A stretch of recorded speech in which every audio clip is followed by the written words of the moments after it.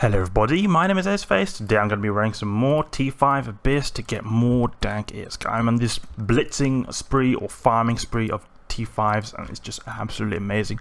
Last time I actually ran a T5, I actually got 90 mil in just 11 minutes. That was absolutely amazing.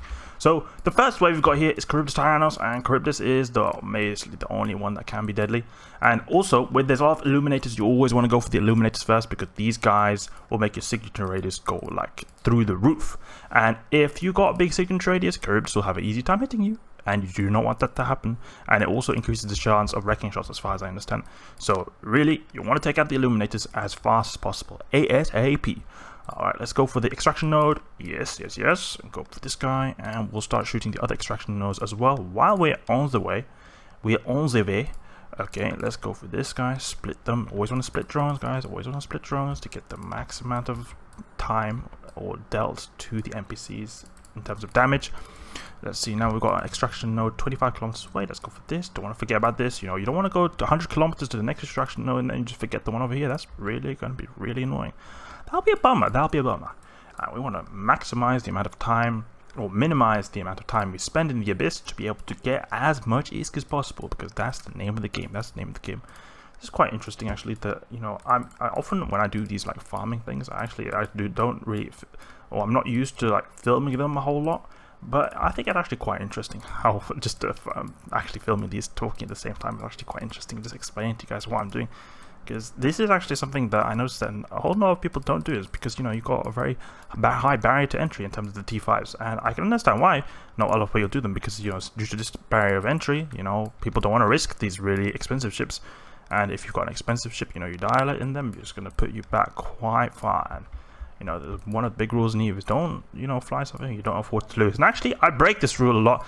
I do often fly ships, or not often, but many times, and probably not now, but especially in the past, actually. I would often fly ships that I cannot replace, but it's not that it didn't really bother me that much, because even if I remember, I think I even did lose a few, but it didn't really matter, because the ISK I would get from using that ship, I think it was like back in the day I would do T5s and I wouldn't be able to replace the ship.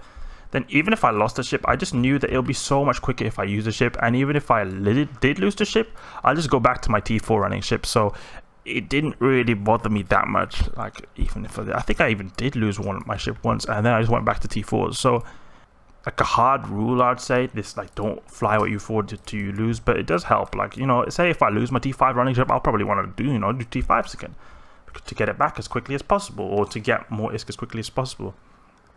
So I mean, it would make sense, but it doesn't really matter. Like, if you don't care, then it doesn't really matter. Like, you know, I will just do T4s instead. It's not like it's a hard rule that, oh, you're not allowed to. And that, but because I've broken that rule so many times before. Especially actually when I used to do a lot of low sec ratting, I'd often like fly these racking ships that were maybe like 30 mil, and my whole net worth was like 70 mil. And in terms of cash, I did not even have 30 mil. So it was definitely broken, that rule right there. Okay, let's just stop shooting our missiles, recall them, recall the drones, and take up the stuff over here. Hardly anything from that cache right there, only 6 mil. But we've got 23 mil from the first room, so I mean, it's alright, decent. Average for T5s is basically double the amount as T4s, so average is 80 mil. More than 80 mil, amazing. Less than 80 mil, not so good, but, you know, it's still pretty good. Alright, let's see now. We killed Charybdis in just over 4 minutes, so I mean, that's decent. I mean, average time is 12 minutes, so I mean, we're just on that, so it's alright. Let's go for these extraction nodes, and also rogue drones. We're very fast away. Let's take out the snare casters. I want to take out the snare casters because, you know, they can snare me. They can snare me in place with their webifiers, and because of that, we want to take them out, because we want to do this as fast as possible to get as much ISK as possible. And if we are slowed down, we're gonna be slowed down in terms of our site clearing. And what happens if our site clearing time is slowed down? That means less ISK, and we do not want that to happen. Okay, let's go for this extraction subnode. Split the drones, maximize the amount of damage you're doing damage to the enemies. You see that we're already being snared by the snare casters, but he's almost dead. Let's just shoot our light missiles just to get a bit of extra oomph on this guy here. Got the Gistum as well. I usually go for the E-War drones. I think we've got actually a lot of Spark Lancers here, but I don't think they're doing that. Actually, yes, let's go with the Spark Lancers because we've got quite low EM resist, and that can be quite dangerous if you got a lot of Spark Lancers. We've not got so many. Like, you know how we had a lot of E-War drones that I killed before, like, you know, the Snarecasters, etc. Sometimes it can be that the whole overview is filled with the Spark Lancers, and that can actually be dangerous. They can actually break your tank then, so you definitely want to go for the Spark Lancers. But it's not like a crazy amount. There is a lot, but there's not a crazy amount. This is like the upper average. So you'll see here when they get close, I will be taking a little bit of like shield damage, but it will not. I don't think I'll drop. And also these other drones are getting killed, so there's also going to be less DPS in that way. It's just that we've got so low EM resistance, so the Spark Lancers are going to do electrical or EM damage. So you know they're going to do a lot more damage to us than these other drones that don't do EM resistance or EM damage. Let's go for this, let's go for this, grab this extraction node. Alright, now split the drones, grab the extraction cache. Come on, speed up. We've got the bioadaptive over there. We'll just go there straight afterwards. Lock up stuff. We're killing stuff quicker than we can actually even lock them up. This is quite funny actually. This Gila is just so effective. Okay, there, grab this. Okay, go for the bioadaptive. I wonder if we're gonna get something good. Just gonna get absolute crap loot. You know, you go there, T5, brisking your 1.5 bill ship.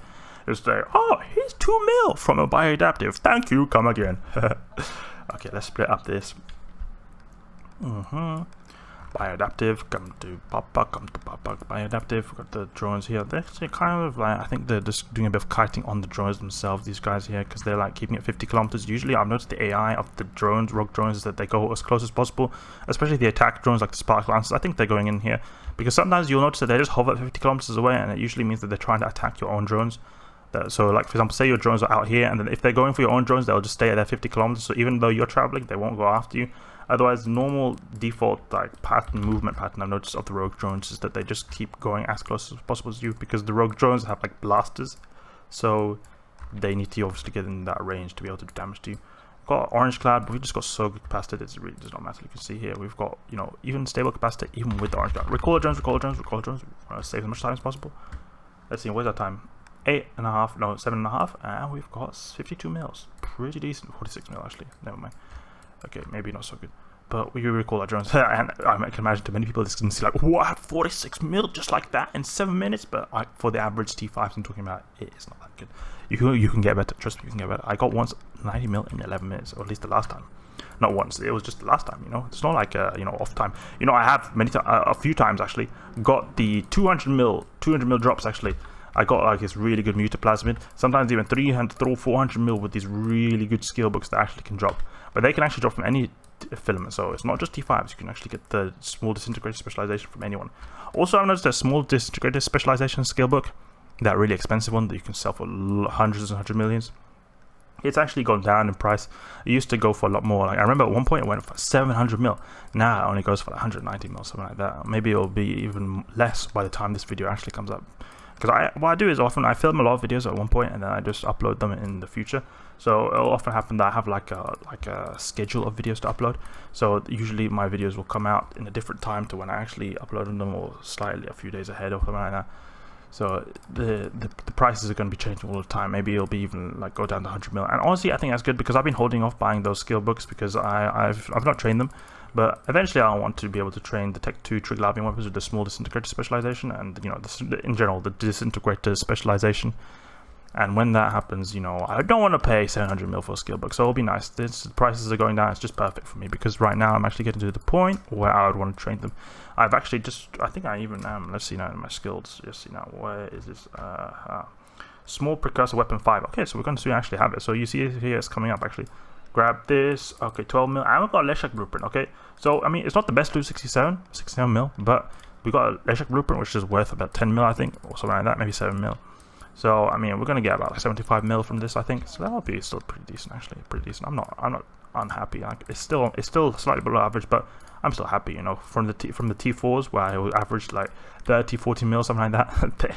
It's certainly an improvement. It feels very satisfying as well. Keep a 500 here.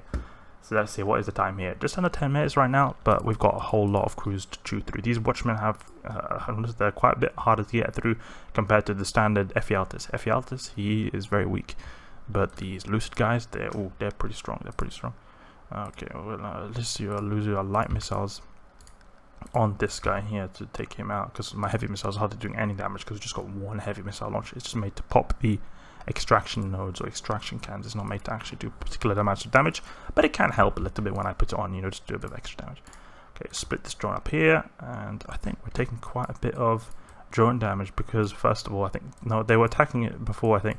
Also, this deviant automatic suppressor is going to be doing quite a bit of damage. You see that? Okay, down, down. Let's start shooting missiles here on this guy. Ephialtes, your time is limited. Let's go for this guy. Wreck you.